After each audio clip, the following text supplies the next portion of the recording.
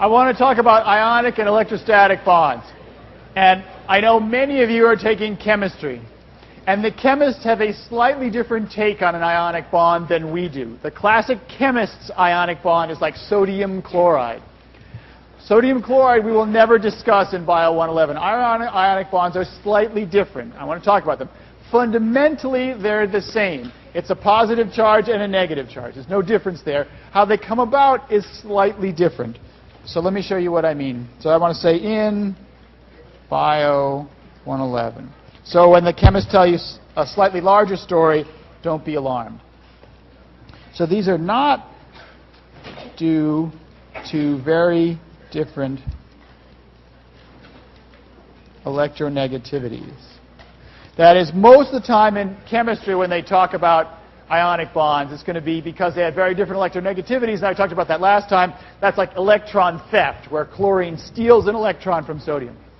In the case of Bio 111, you still have positive and negative charges, still an ionic bond, but it's not due to electron theft.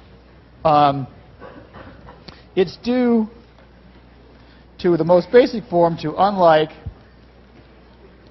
charges attracting. Okay? And these are full charges only, not partial. So it's only an honest-to-God ionic bond if you really got full charges. So I'll give an example. We'll see lots more complicated ones in this, but just to be an example. These particular molecules, it doesn't really matter. They're just nice, simple examples.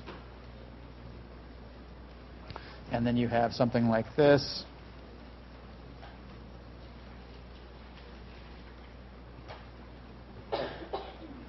And what you have between these two charges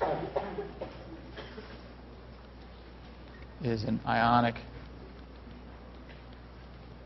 All right. Is an ionic bond. And so a couple things just to say. It's between the plus and the minus, a full plus and a full minus. A note about symbols. We reserve the straight solid line to mean a covalent bond. So how do you show these other bonds, these hydrogen bonds? We use sometimes dotted lines, sometimes squiggly lines, basically anything other than a solid line. A solid line means a covalent bond. A non-solid line means something else, another kind of interaction that we care about. That's because covalent bonds are special. They're what actually hold molecules, the parts of a molecule together. All right, so that's one kind of ionic bond. There's another kind of bond I just want to mention, van der Waals bond, VDW for short. This is important but extremely weak. So it's possible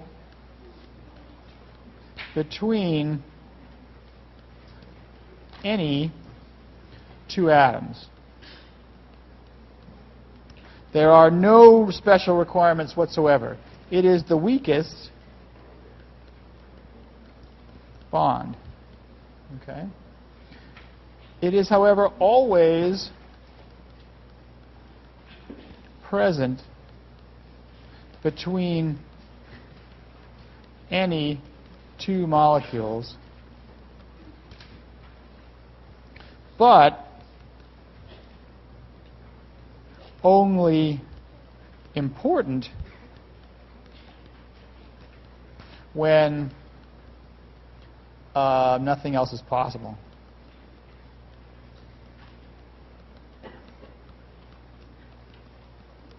Okay? And so,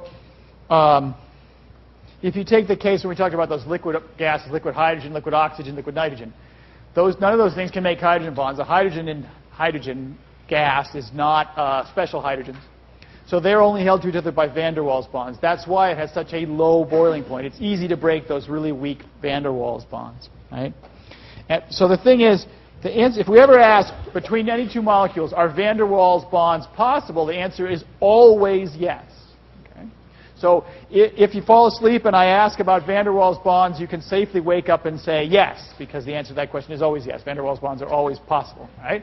However, they're not usually a big issue because there's stronger stuff going on. There are situations, though, where they're the only bond that can get made. How do they form? We will not fuss about it in detail, but basically it's due to interactions